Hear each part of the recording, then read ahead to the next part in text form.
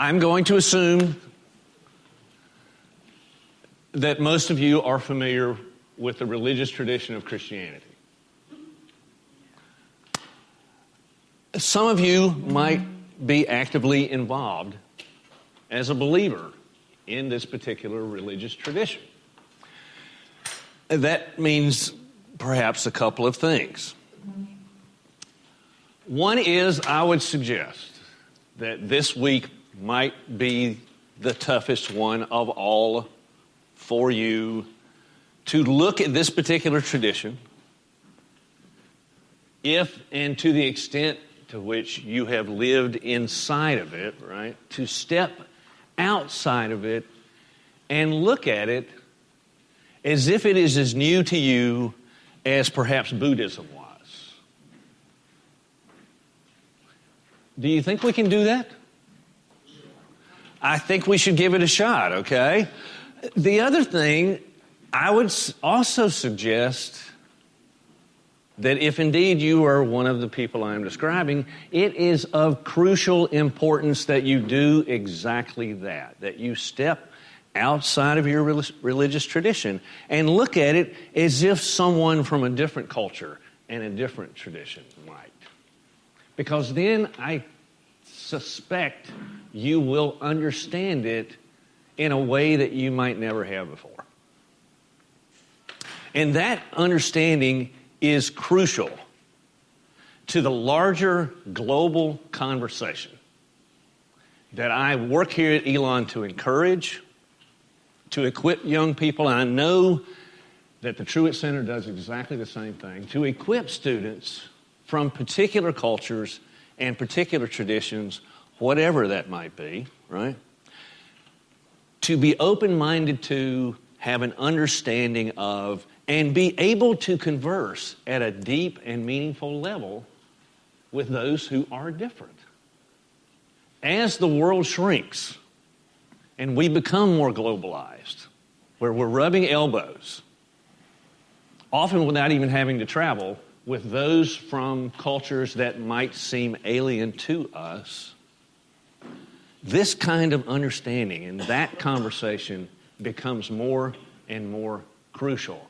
In case you haven't noticed, there are a few wars and several conflicts going on in the world. Have you seen that in the news? Oh, yeah. Humans, what are you going to do, right? I suspect one of the reasons for many of those conflicts is this very lack of understanding from one culture to another.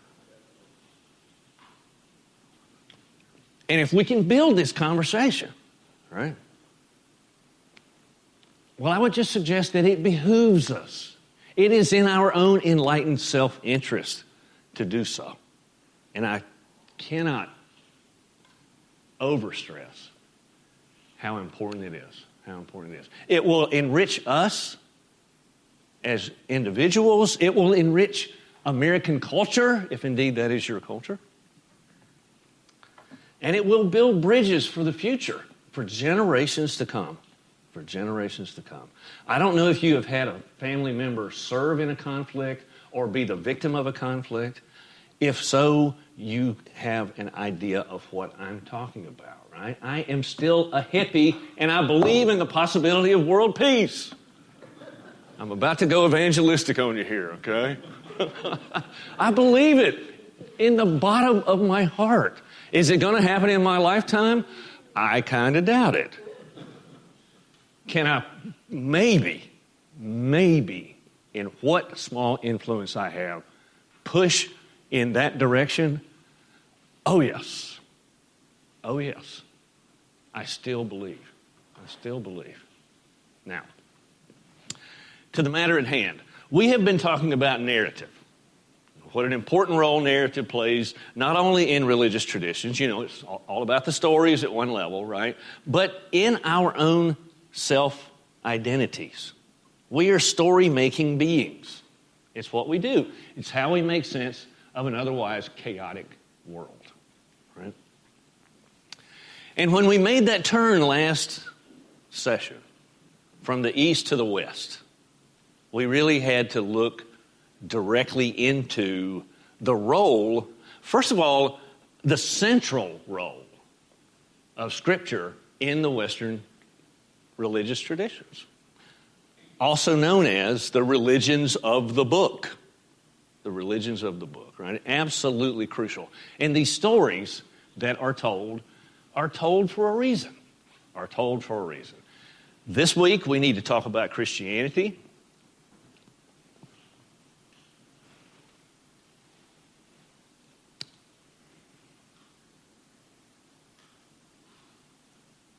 And there's something else a little bit different that we're going to do. Now, we did talk about the Buddha, and we talked about the Buddha in some detail, right? Considered to be the historical founder of Buddhism. Today, needless to say, I can't cover 2,000 years of Christian history in an hour, okay? Forget about it, right? But I'd like to concentrate on Jesus. Who is Jesus? And how do we know? What can we know? What can we perhaps not know? And what difference does it make? Okay? And guess what? I'm going to start with a story. In the first century of the Common Era, there was a man whose birth had long been prophesied. He was born of a virgin and considered to be the Son of God. Even as a child, he was wise beyond his years. When he became a man, he taught many people and performed many wondrous miracles. He had many followers. But eventually, although he lived an innocent life, his popularity put him on the wrong side of the religious and political authorities. And so he was tried, accused of blasphemy and treason, and ultimately abused by those authorities. Later, he appeared to his followers, who were quite frightened because they thought that he was a ghost. And eventually, they came to believe that he was a divine man. Finally, he was taken up to heaven to live with God forever. Now, whose life story did I just tell?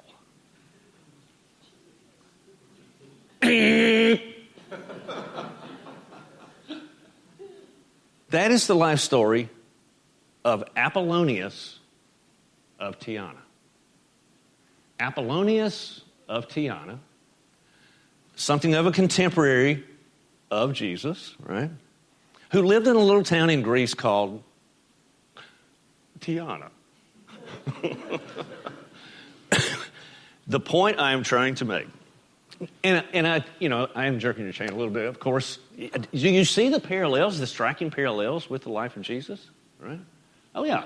The point I'm trying to make is Jesus is, as we have already seen, actually, is by no means the only person in the ancient world who is considered to be divine, right? You find it in so many different traditions, and here it is, right? Here it is.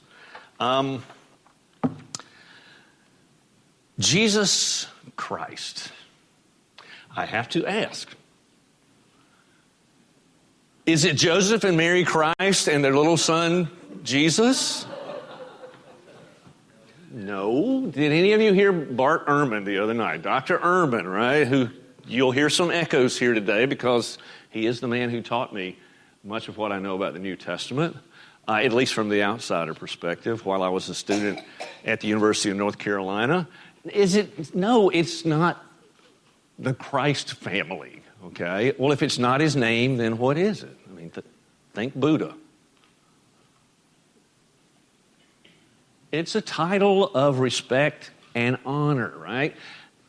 And we have to ask the same question we did with the Buddha. What does it mean? What does it mean? It comes from the Greek Christos. The Greek Christos, which is actually a translation of a Hebrew term, Messiah. Messiah. Now, Messiah comes into English, does it not? What is it? Messiah. Messiah. Now, the question we have to ask ourselves today, one of them, are we talking about Handel's Messiah? Every valley. Right? The almighty, eternal, omniscient, omnipresent, omnipotent creator of the universe? Is it Handel's Messiah? Well, the approach we need to take today, we need to go back to the first century as much as we possibly can, before Christianity has been invented. Here's your job. You have to bracket Christianity for a while. The 2,000 years since, right? You got to, if we're really going to see Jesus in his historical context, right? As much as we possibly can, since we are taking this historical approach, we need to see him in that context, right? Who was he? First question, was he a Christian? No. What was he? He was Jewish? Well, let me ask you this. In the Jewish tradition, then as now, can a man be God? Forget about it. No, a man cannot be God, right? God is God. Man can't be God. Jesus is a Jew. His followers are Jews. How did they come to see him as a God? How did that happen? Bada boom, bada bing. What? How did it happen? I mean, once they started talking about this, it spread like wildfire. Did it happen overnight? Well, did the Buddha come to be seen as a God overnight? No. In his case, it took hundreds of years, right? But eventually, and even today, about half of the Buddhists consider Siddhartha to be a divine being, the other half not so much. How did he come to be seen as a God? How did a Jewish movement turn into this other thing? What is the evolution? How did that happen? That's what we want to try to look at today. But in order to do so, we need to peel back these layers of history, as I say, as much as we can. What does the term Messiah mean in its historical context? Well, it certainly doesn't mean Handel's Messiah. Right? It means one who is anointed. You know what it means to be anointed? My Roman Catholic brothers and sisters, did you get christened as a child? Well, you realize, I'm speaking as a Baptist here, that on your forehead is going to heaven. You know that, don't you? No, you got to be dunked. You need the full Monty, right? No, totally kidding. Totally kidding. To be anointed, right? To be anointed. Well, it comes from one of the major traditions in Jewish history on the day that their king was coronated. The chief prophet of the land would anoint his head with oil to show what? That he's God's eternal son? These are Jews. They're Jewish, right? No, it's not that. What does it mean? It means he is special. He is set aside as the king, the political ruler of the nation of Israel. Okay? That's the context. That is the context. So in the first century of the Common Era, when Jesus' disciples referred to him as, it gets translated into Greek, right, as Christ, Christos, as Jews, what they are saying is Messiah. So what are they saying about Jesus? Hello. I hope that wasn't my phone. They're saying that he's the king of Israel. They're making a political statement and not the religious statement that it eventually becomes, right?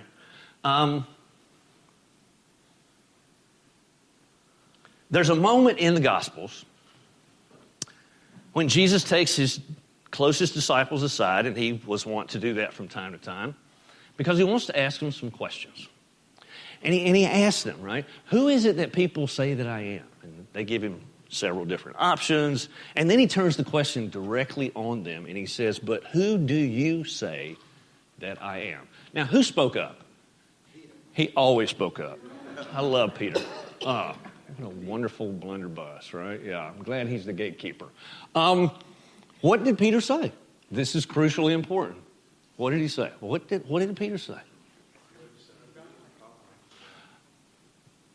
Is that what he said? That's how it gets interpreted. That is exactly how it gets interpreted by the church. Now, there's no church, right? We've gone back in time. Peter says, you are the Christ, right? You are Christos in the Greek, right? You are Messiah.